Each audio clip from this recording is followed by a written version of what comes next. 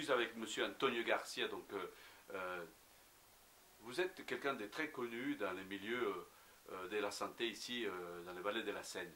Vous étiez à Bècheville, vous étiez à Meulan, et maintenant vous êtes à Verneuil-sur-Seine. Expliquez-nous présentez-vous d'abord, et puis expliquez-nous pourquoi cette trajectoire. Donc bonjour déjà, Antonio Garcia. Donc je suis aujourd'hui directeur général adjoint de l'association Handi Val-de-Seine. La trajectoire, elle est simple.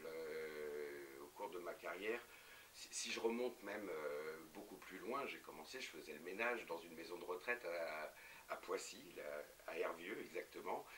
Et j'ai toujours voulu participer, contribuer à l'aide que je pouvais apporter aux autres. Et la vie m'a donné beaucoup de chance, où j'ai pu gravir les échelons, porter la blouse blanche pendant quelques années, avant de devenir encadrant, être directeur adjoint, puis aujourd'hui directeur. Et dans ce parcours, il n'est pas linéaire, il a été fait de pas mal de passages, et puis de chance et de rencontres.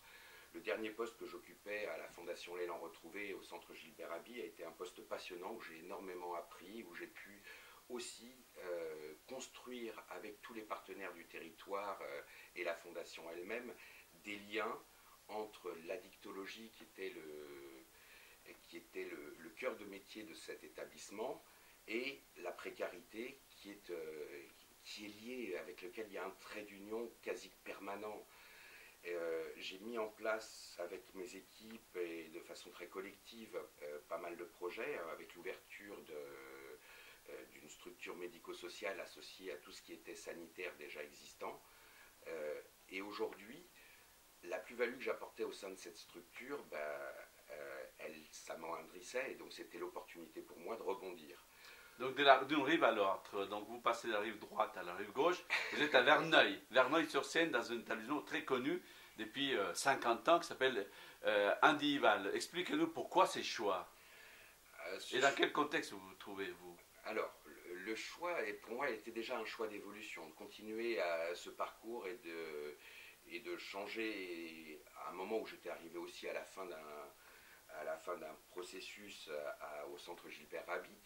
Mais Handi Val-de-Seine était une structure qui est forte de 50 ans d'expérience, mais aussi une structure qui est en train de vivre des changements, avec la présence d'un directeur général et d'un président pendant de longues décennies, et à la suite desquelles il y a eu un renouvellement. J'ai la chance, au cours de mon parcours, d'avoir rencontré Yann Scott, l'actuel président, et qui m'a dit écoute Antonio, viens voir.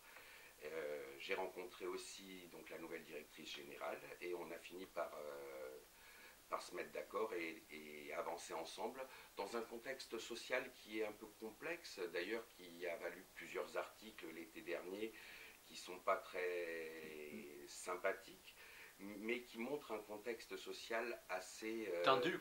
Ouais. Oui, tendu, on peut le dire. Mais j'arrive dans ce contexte aussi avec la volonté de remettre la personne porteuse de handicap au centre de nos attentions. Handi Val-de-Seine, c'est 19 établissements, c'est près de 1300 personnes handicapées accompagnées du diagnostic précoce du jeune enfant, voire du bébé, jusqu'à l'accompagnement de la personne vieillissante. Et c'est ça Handi Val-de-Seine, ce sont des valeurs qui sont nobles, vers lesquelles on et qu'il faut perpétuer avancer. Quelque part, pérenniser. C'est ça votre objectif finalement. Tout à fait. Et Handi Val-de-Seine, c'est ça en effet. C'est accompagner aussi les familles de ces personnes vers des situations qui soient les plus habituelles possibles et normales, qui permettent à chacun de vivre avec leurs droits, avec leurs relations sociales, avec l'accès. On passe tout de suite à l'accès à la santé ou à des choses comme ça, mais moi je pense vraiment à la partie la plus basique de tout un chacun, c'est l'accès à la culture, l'accès au divertissement, et ça, chaque personne handicapée est avant tout une personne. Et c'est ça la valeur d'Andy Val-de-Seine. Mais vous ne pouvez pas non plus balayer les critiques de la presse qui dit qu'il y a des irrégularités et des maltraitances dans cet établissement, notamment à Quevilly. Alors, vous avez raison de le souligner, je vous en remercie. Euh, Quand nous avons... Alors, avant ces articles, fin octobre, nous avons été informés, quand je dis nous, c'est la direction générale, a été informée de potentielles maltraitances, mais sans aucun fait. Personne ne nous a parlé... Sans aucune preuve, quoi. Même pas circonstancié, nous n'avions pas de jour, de date, de personnes sur qui les choses ont été mises en place. Des rumeurs qui se concrétisent. Alors, quand même par acquis de conscience, c'était normal. Nous avons mis en place tout de suite un plan de prévention de ce genre de situation et nous avons organisé des temps d'observation sur site, même sur plusieurs sites, à différents moments du jour et de la nuit. Nous avons mis en place un plan d'accompagnement de équipe qui a été meurtrie par ces diffamations publiques.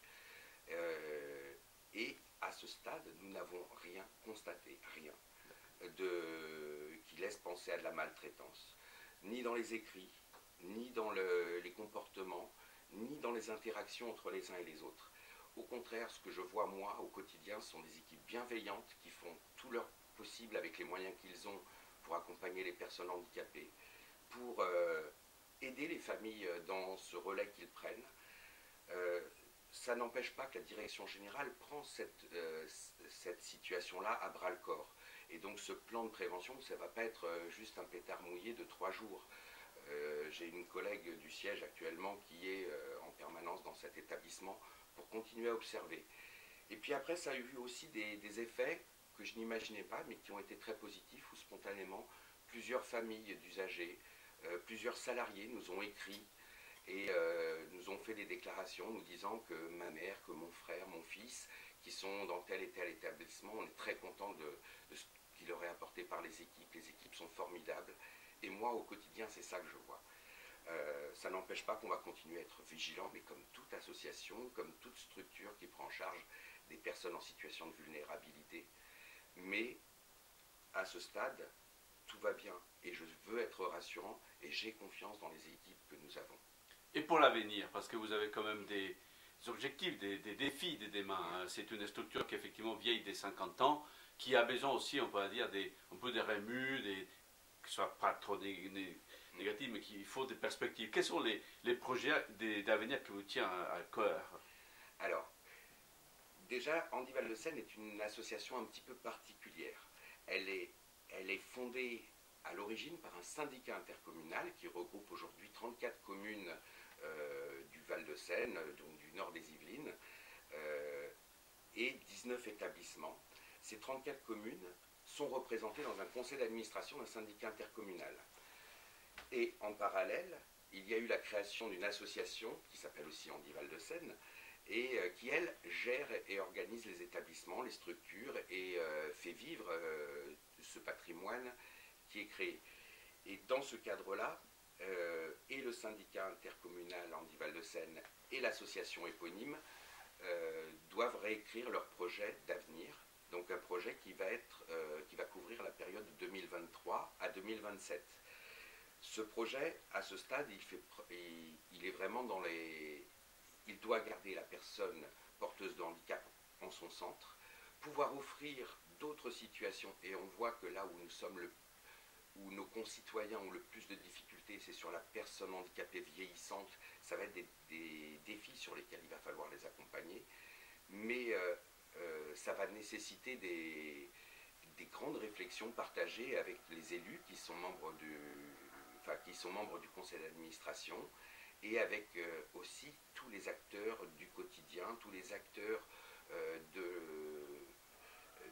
la vie courante du territoire, et avec nos autorités de tutelle, qui sont le conseil départemental et l'agence régionale de santé. Et ensemble, nous allons construire ce projet, même si aujourd'hui nous avons des lignes directrices qui sont la base de nos valeurs et quelques grandes idées. C'est un projet qui n'est pas arrêté et qui va se construire, je pense, tout au cours du premier trimestre 2023. Très bien, donc on a rendez-vous pour se voir une fois que vous aurez établi noir sur blanc ces projets, ces différents projets. Un dernier message pour les internautes, parce que ça va être une interview qui va être publiée sur Internet. Un dernier message pour tous les internautes et ceux qui nous écoutent, qui vous écoutent d'ailleurs. Alors, Handi Val de Seine est une super association où on fait plein de belles choses. Nous avons fêté nos 50 ans cette année. Je vous invite vraiment à vous rapprocher de nos structures. C'est aussi des structures qui proposent de l'emploi. Et ça, je sais que l'emploi est au cœur des réflexions de nos élus et des difficultés de nos concitoyens. Sachez que l'accompagnement de la personne handicapée est un vrai vecteur d'emploi. Et donc, n'hésitez pas à vous rapprocher de nos établissements. Ça sera avec grand plaisir que nous parlerons de nos métiers, des opportunités que vous pourrez y avoir. Et venez nous voir. Merci, Monsieur Acosta. Merci, au revoir et à bientôt. Au revoir.